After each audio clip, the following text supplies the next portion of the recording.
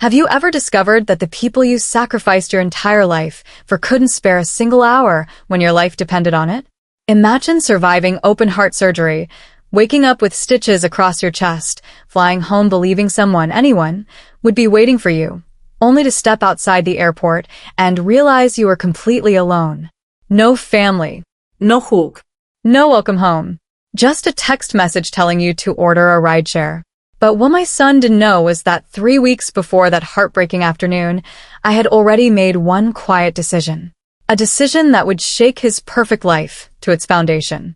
Before the sun went down that same day, he would be standing outside my front door, pounding so hard the windows rattled, demanding to know why the hospital had erased his name from every document connected to my care. He thought he had lost authority over paperwork.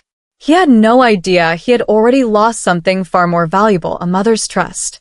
My name is Adeline Marchetti, and at 67 years old, I learned a painful truth that took me an entire lifetime to understand. Love without boundaries doesn't make people appreciate you. It teaches them to expect you. For decades, I believed being a good mother meant saying yes. Yes to every favor. Yes to every sacrifice. Yes to putting everyone else's needs ahead of my own. I honestly believed that if I loved enough, gave enough, and endured enough, the people I loved would naturally be there for me when I finally needed them. I couldn't have been more wrong. My husband walked out when our son Trevor was only 9 years old. One ordinary afternoon, he packed a suitcase, kissed Trevor on the forehead, promised he'd call soon, and disappeared from our lives. That phone call never came. From that day forward, it was just Trevor and me against the world. I worked 2 jobs to keep food on the table. During the day, I folded heavy bolts of fabric in a warehouse until my shoulders burned. At night, I stood behind the counter of a neighborhood dry cleaner greeting customers with a smile, even on days when I wondered how I would stretch one paycheck far enough to cover rent, groceries, and Trevor's growing needs. There were evenings when I quietly skipped dinner so Trevor could have seconds without ever realizing why there wasn't enough left for me. I never wanted him carrying adult worries on his young shoulders. He deserved a childhood, even if I had to sacrifice pieces of my own life to give him one. Every baseball uniform, every field trip, every birthday party, every science project, every dream he ever dared to dream somehow became my mission to make possible.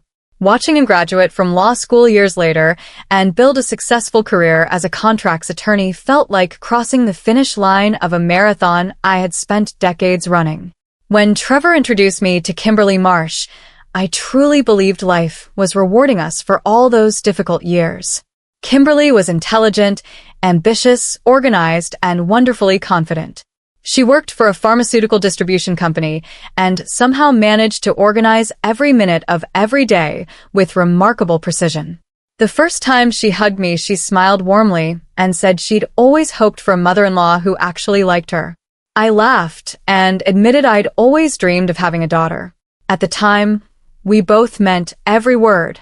Those first few years were everything I'd hoped family life would become. We gathered every Sunday for dinner. Kimberly called asking for my pasta sauce recipe because, according to Trevor, hers never tasted quite right. We'd laugh together whenever she accidentally added too much salt or overcooked the noodles. Family photos slowly covered my refrigerator until there was barely any empty space left. I remember looking at those pictures and thinking how blessed I was to have survived life's hardest years to finally enjoy moments like these. Then Wesley was born, followed 2 years later by little Ava, and without anyone noticing, something quietly began to change. It didn't happen after a big argument. Nobody intentionally decided to take advantage of me. Instead, it happened so slowly that none of us recognized it while it was happening. At first, Kimberly would call and ask if I could watch Wesley for an hour because a meeting had run late. Of course, I said yes. Then she needed someone to pick him up from daycare. Absolutely. Then overnight babysitting became necessary once or twice a month. Before long, I wasn't helping occasionally anymore. I had quietly become part of their weekly schedule. Monday mornings, Wednesday afternoons, most Fridays, entire weekends whenever they wanted a night away or another work commitment appeared. If Kimberly had an early business flight, I drove across town before sunrise. If Trevor stayed late preparing for court, I already had dinner waiting for the children before he even called. I memorized pediatricians' phone numbers, allergy medications, favorite bedtime stories, and school schedules. I attended soccer games, dance recitals, parent-teacher conferences, school concerts, and birthday parties. Sometimes I realized I had spent more time with Wesley and Ava that week than their own parents had.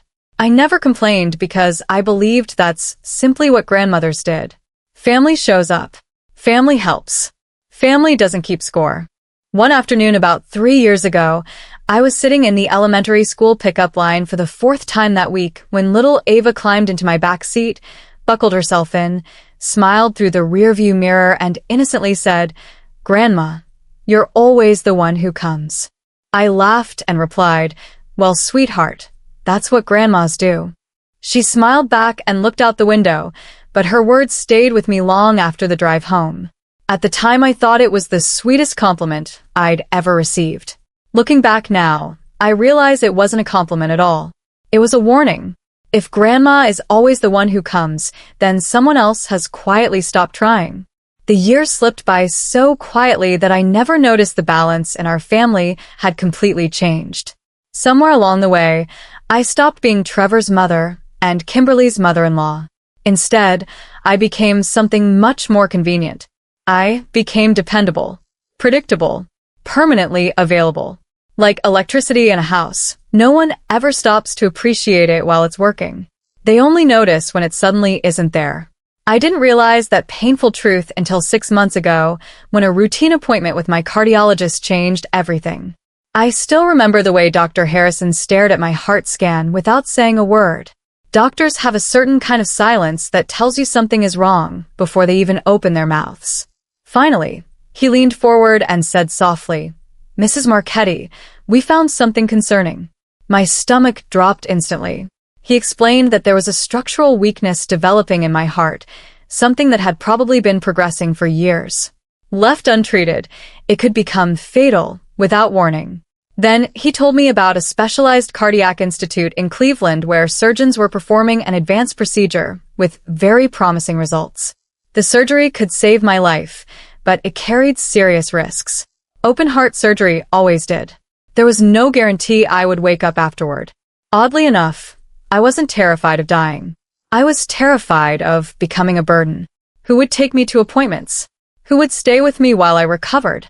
Who would rearrange their carefully planned lives to help an aging mother who had always insisted she could manage on her own? Those questions frightened me even more than the surgery itself. That Sunday evening, Trevor and Kimberly came over for dinner with the kids. Wesley chased the dog around the living room while Ava proudly showed me a drawing she'd made at school. Kimberly answered work emails between bites of dinner, and Trevor barely looked up from the legal documents on his tablet. I quietly cleared my throat. "I'll need to have a medical procedure next month," I said. Trevor glanced up briefly. "Everything okay?" he asked.